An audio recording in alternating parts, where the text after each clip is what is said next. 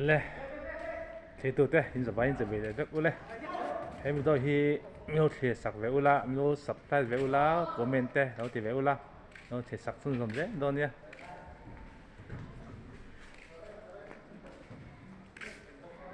hey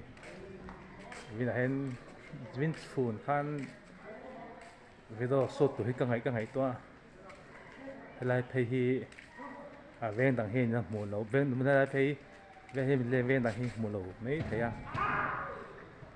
mùa tổ chuyên nó măng mà xem mùa lẩu tắm cái ông vàng in hay có tiền ngon lẽ đi hay khu motor hay khu motor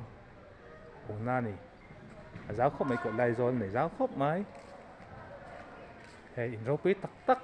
hay rồi hơn tâm à mà xe hay là in sặc hi hay le cái rổ chùm và đã cái rổ chùm con xì đó vào in nát được cái sặc xe cái này mất mày à thà chung mà xe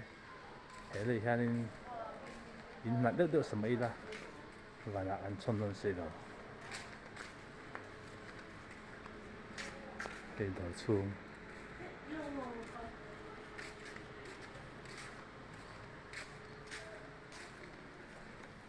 mà nia lấy min thì khu lấy min là khá là mà hàng cần nhé cả mà sẽ các số thì lần to các thì kể nó ngay tại đó mà thì phim mà xem những một thời gian tôi đến khá là dễ này cho nên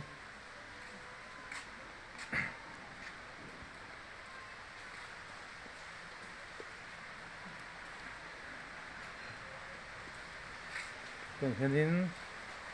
ra mình đen ạ để đó sốt mét này để khi tôi té cái nghe này tắc mét nữa cho hay đôi khi nhiều thì sắp ula nhiều sắp khai lẻ ula rồi mình để khai lâu về lẻ ula thì nhiều thì khai xuân nhiều thì xuân sớm sắp lẻ đó nha trong công ty cả thêm nó các trong bà nuôi mấy thầy các trong răng mấy thầy ạ các tuồng các thầy ăn tốt xuân trồng muồng khi các tôm vậy à muốn sang là tuần hi cả tôm vậy à cho phản dân ấy đi đâu xuyệt thì đâu lấy khác thì nó sẽ đâu là biết cả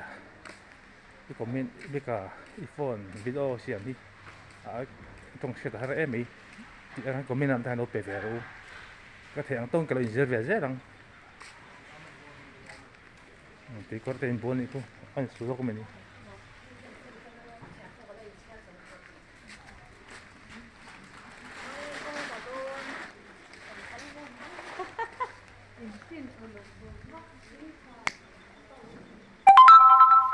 thì mà nia đấy để tụi mình lấy lên mình các câu tí lăng tụi khác thì cần mà các bạn công an kéo nó còn gì thì mà như khăn lấy mình khác có tiền là to xe cái tiền